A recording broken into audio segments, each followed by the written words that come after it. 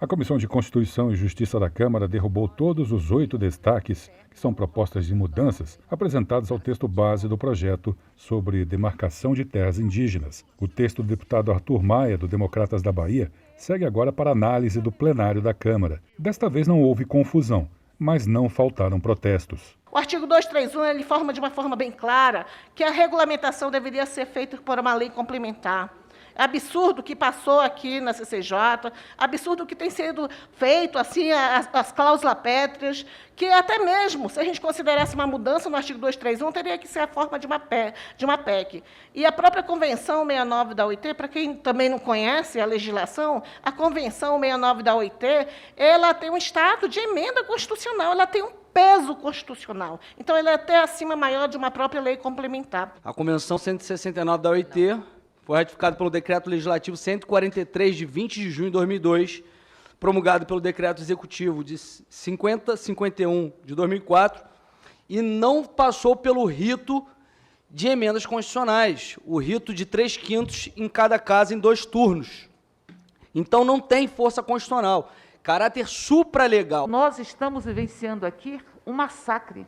É o novo colonialismo que quer se impor para se retirar direitos que estão consagrados nesta Constituição, que são cláusulas pétreas que asseguram de forma muito nítida o direito dos povos indígenas, povos originários deste país, aos seus próprios territórios. Contratos de gaveta são feitos sem pagar impostos, garimpos são feitos dentro das aldeias indígenas sem pagar impostos. Nós queremos regularizar isso. E os índios do Brasil detêm, 840 mil índios, detêm o tamanho da França e da Inglaterra. Será que os índios precisam de mais terras ou os índios precisam de dignidade e poderem realmente cuidar bem das suas terras? A proposta aprovada pela CCJ estabelece um marco temporal para a demarcação das terras. Somente áreas ocupadas pelos índios até 5 de outubro de 1988, data da promulgação da Constituição. O projeto determina que o processo de demarcação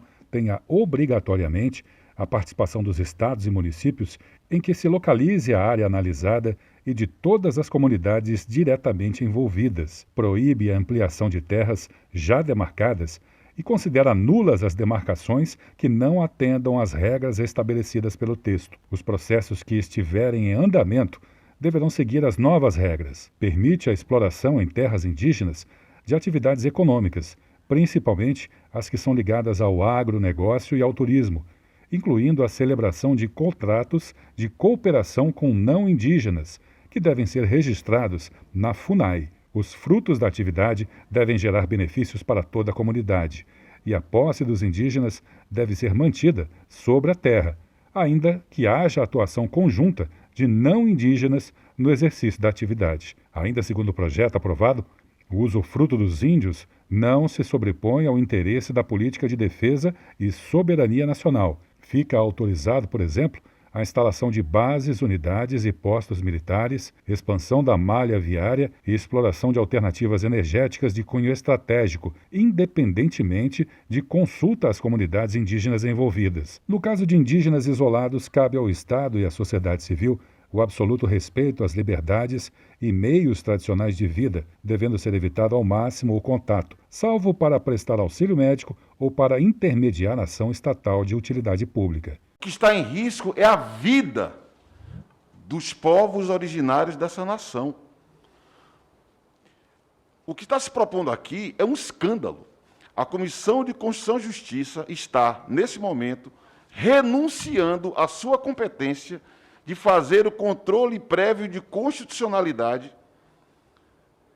e está aprovando um texto que fere a Constituição, o que vai nos submeter, uma vez mais, ao controle posterior de constitucionalidade pelo Supremo. Com essa PL 490, nós vamos dar segurança jurídica, porque hoje, senhora presidente, e vocês que me assistem, qualquer pessoa que se autodenomine índio chega numa fazenda produtiva, diga-se de passagem, acha um pedaço de barro, de um vaso ou de uma flecha e diz que lá moraram seus ancestrais.